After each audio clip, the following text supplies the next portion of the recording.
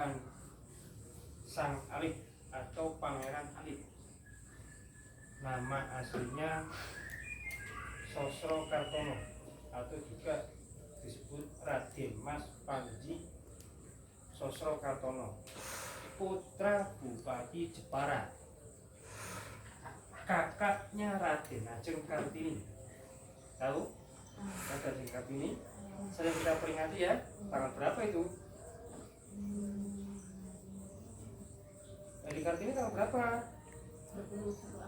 21 April. Itu Pak Agus sekali ya. Nah itu kakaknya Raden Ajeng Kartini, namanya Pangeran Sosrokartono. Sudah pernah dengar? Sudah. Sudah. Di mana dengannya? Di YouTube salah. Di YouTube? Ya. Gimana? Kok sudah pernah dengar? Gimana kisahnya? Lupa. Lupa. Sudah. Sudah pernah dengar? Dari? Pak Ustadz pasti katanya Pak Ustadz guru Bung Karno. Oh iya, bagus. Berarti masih ingat. Oke, Pak Ustadz lanjutkan ya. Nah, Pangeran Sosrokartono itu putra Bupati Jepara ya. Nah, itu kakaknya Raden Ajeng Kartini, lahir di Jepara. Nah, mulai dari usia anak-anak lah, usia sekolah itu sekolah di Jepara, kemudian di Semarang ya. Kemudian karena memang Sosrokartono kecil itu memang pintar, cerdas di atas rata-rata, sehingga disarankan, ada yang menyarankan sekolah sampai ke Eropa. Makanya sekolah berangkat ke Eropa ya. Itu Pangeran Sosrokartono itu kurang lebih lahirnya sekitar tahun 1877. Masih merdeka itu, masih penjajahannya. Nah, berangkat ke Eropa, di sana sekolah, terus sampai berhasil menguasai 35 bahasa.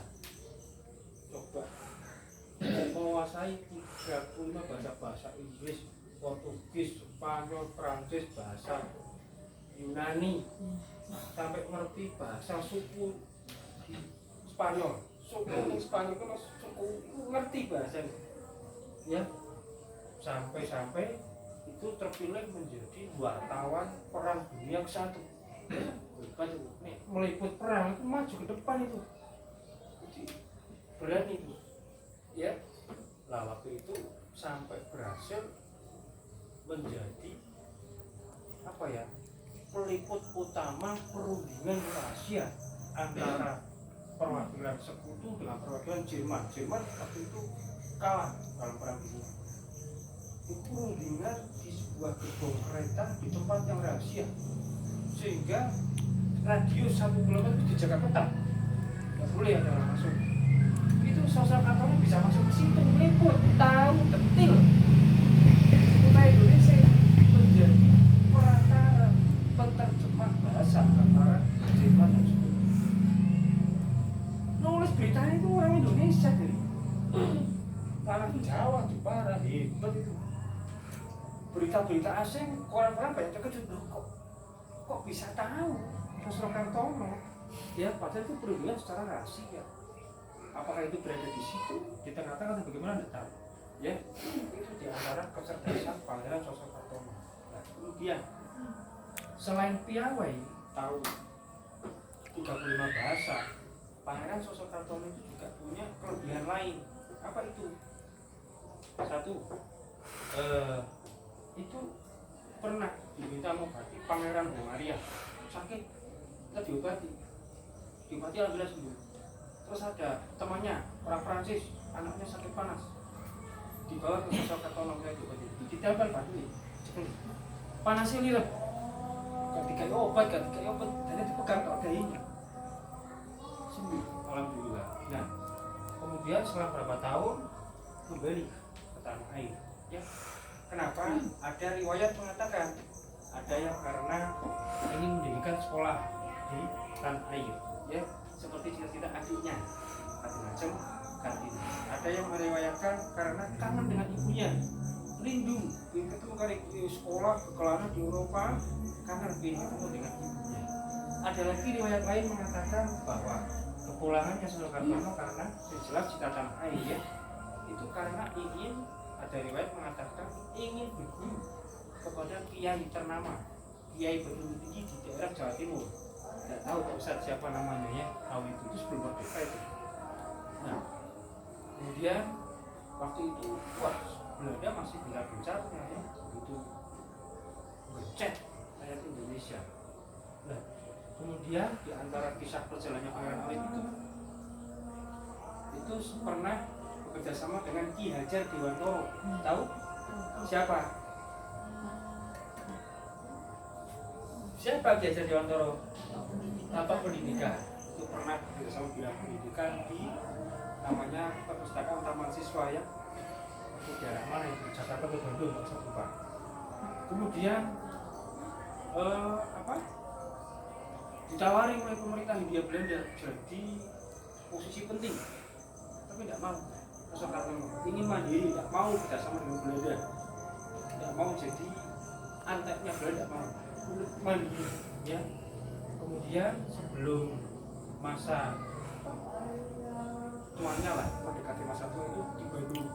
Nah di Bandung itu mendirikan rumah pengobatan namanya Darussalam, artinya rumah kedamaian. Nah di sana itu banyak yang datang berobat itu. Nah di antara kelebihannya Pangeran Alif atau Susilo Kartono itu mampu melihat kejadian yang akan datang. Itu bukan tiba-tiba, tapi sejak kecil memang.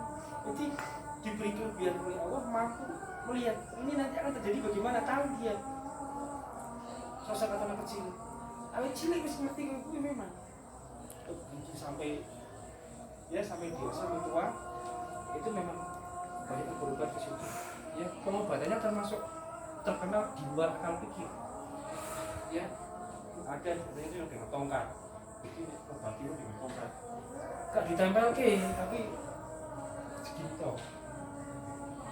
Jadi paduke masih kira ini kakinya.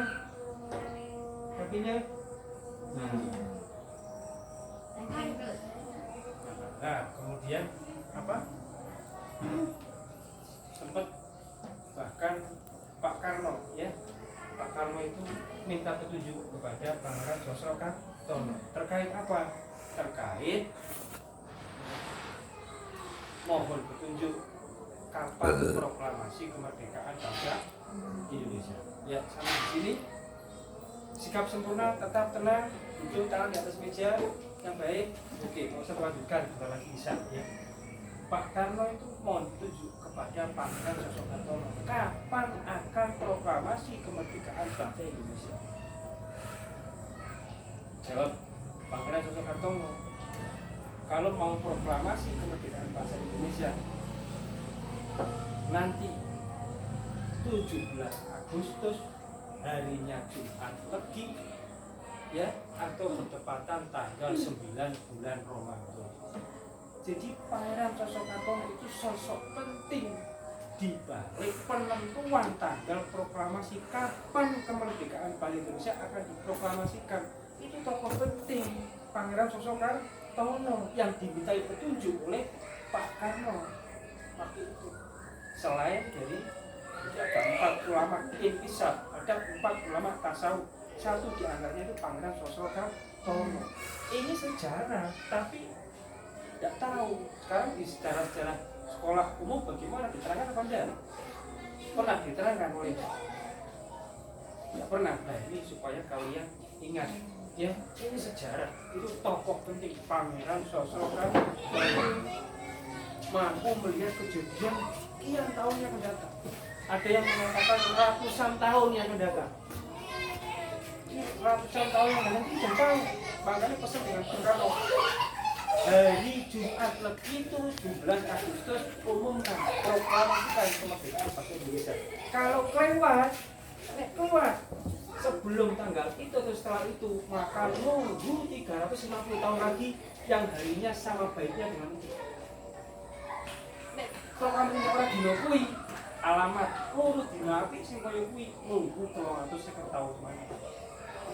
Tokoh berjasa Pangeran Alif, supaya kalian tahu sejarah ini ya, jangan sampai terkubur atau dilupakan. Makomnya di Kudus. Alhamdulillah Pak sudah pernah ke sana. Tempatnya subhanallah sejuk di sana. Kita pernah berziarah ke sana. Kawan-kawan untuk BTG dan untuk kemungkinan ya ada kesempatan, ada ternyata kemampuan silakan ziarah ke makam-makam para pejuang, para wali songo, orang-orang yang berjasa, ya. Ada nilai pendidikannya, ada sejarahnya, ada berkahnya yang perlu kita ambil. Oke, cukup sekian. Belum itu kita akan tutup dengan doa asli, ya. Ya, cukup sekian.